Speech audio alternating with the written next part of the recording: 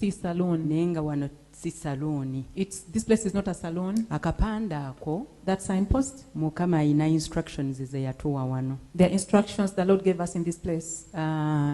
Njagala era bwenna amala okwogera ojja kuyitawo okalabe. After speaking, you pass by and look at otwalayo eddakiika. Take a minute. Bubaka bwajjanga bwa kkanisa. Message came for the church. Ne ngenda mu maaso ga Mukama n'ankakasa. I went before God and he proved it. Nze nga Vicky. He confirmed to me as Pastor Vicky. Nga waliwo ebintu by'akyawa eri abatukuvu be. That there are some things he hates. Nga bw'olaba tulwanya emitima gyaffe gitereere. As you see that we fought our hearts to be pure. Nga Mukama ayagala tutukule ne wabweru. And God wants us to be righteous even on the outside. Kati nga waliwo ebintu. Yet there are things ate bye tukola that we do ne bitusiba and bind us. Ekimu ku byo. One of them. Kansubire nti wano nja biraba bulungi byonna. Ekimu ku byo. One of the things. Yayogera ku nviiri eza extension. He talked about hair extensions. Zino ze tweteekako weaves. The weaves that we put. Si nviiri zaffe ngaffe. Not our natural hair. Era nkitereeza. And I put it right. Mukama teyatugamba kusala nviiri. God never told us to cut our hair off. Ng'abakyala. As women. Kubanga enviiri kye kitiibwa ky'omukyala. Hair is the glory of the woman. So nze personally, Mukama teyaŋŋamba bakyala basale enviiri. God never told the women cut off their hair. Okujjako ng'oyagala zisalanga gwe. Maybe you just want to cut it as a person. Oba ng'omuntu. Or as an individual. Nga Mukama akikugambye. If God has told you. Ekyo kikyo. That is yours. Nenze Mukama yatugaana. But God extensions. Refused us hair extensions. Zino weaves ze tuteekako. The weaves that we add. Nga ziyina engeri gye zituconnectinga n'omulabe. There's a way they connect us with the devil. Eno ne tulwana okusaba. We fight and pray. Ne tukuba omwoyo gwa Jezebel. We hit the spirit of Jezebel. Naye ng'ate yet omulaba ayise mu extensions ezo. The devil passes through the hair extensions. Okutuconnectinga ne Jezebel. To connect us with Jezebel. Tuli fenna. Are we together? Nga n'amafuta gennyini. And even the anointing. Naddala eri abaweereza. Most to ministers. Nge weaves ezo ze twegattako. Those weaves that we put. Nga ziyina engeri gye zitwambula. There's a way they strip us. Amafuta ate Katonda g'abazze otuteekako. Of the anointing that God has given us. Ekyokubiri. Secondly. Ndaba akafana omuntu ayina tint. Someone who has tinted hair. Abakyala tubitegeera bulungi. Ladies, we understand it very well. Enviiri ne tuzifuula kala endala. We give hair another color. Ekyo nakyo Mukama ng'akikyawa. God detests that one as well. Ekiddako. Another thing. Makeup. The makeup. Mujja mulaba waliwo awo gaalo. There's a girl there. Ayina blue, ayina yellow, ayina red, ayina kugamba yenna. She has all colors on her face. Mujja mulaba. You see her. So nga ne makeup. Even makeup. Lipstick. Lipstick. Nakyo ekirala. Makeup ali mu lipstick nakyo ekirala.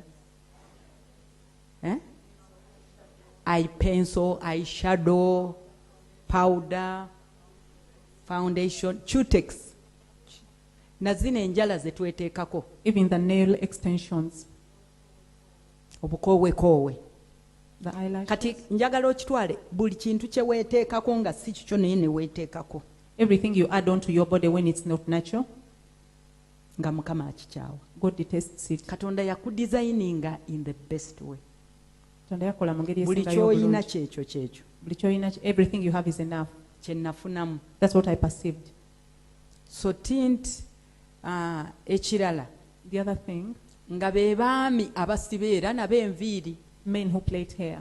Waliwo omwami gwe nnengera ayina enviiri asibye. There's a man with plaited hair. Ekirala. The other thing. Waliwo ennyambala. There's a kind of dressing. Eya mini. That is skimpy.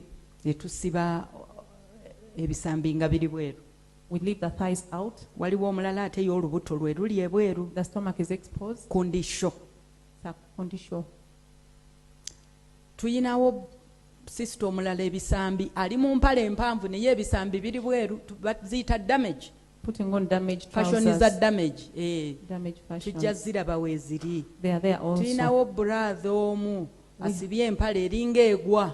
We have a brother, the trouser is almost falling. Asitudde ne Bayibuli. Carrying the Bible. Ojja mulaba naye ajja kunoonya Mukama. He's also coming to seek the Lord. Tewali buzibu jangu naye bw'ojja tugenda bikugamba. There's no problem. You come, but we shall tell you. Wangi. yensonga lwaki n'akapande ako twakalekawo, That's why we even left that signpost there. kubanga bino ebigambo sibyogera buli lunaku, I don't say these things every day, naye akapande buli lunaku kabeerawo. but every day that signpost is there. Kiki ekirala What else? onzijukize?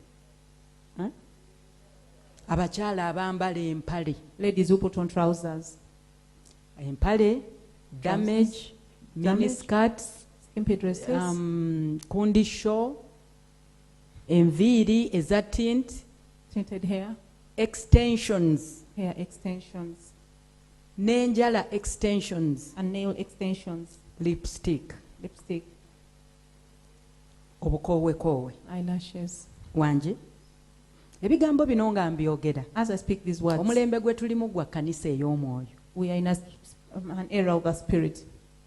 Njagala oddeyo ewaka I want you to go back home n'omwoyo omutukuvu nga muli abo, as you're together with the Holy Spirit omumbuulize. and ask Him.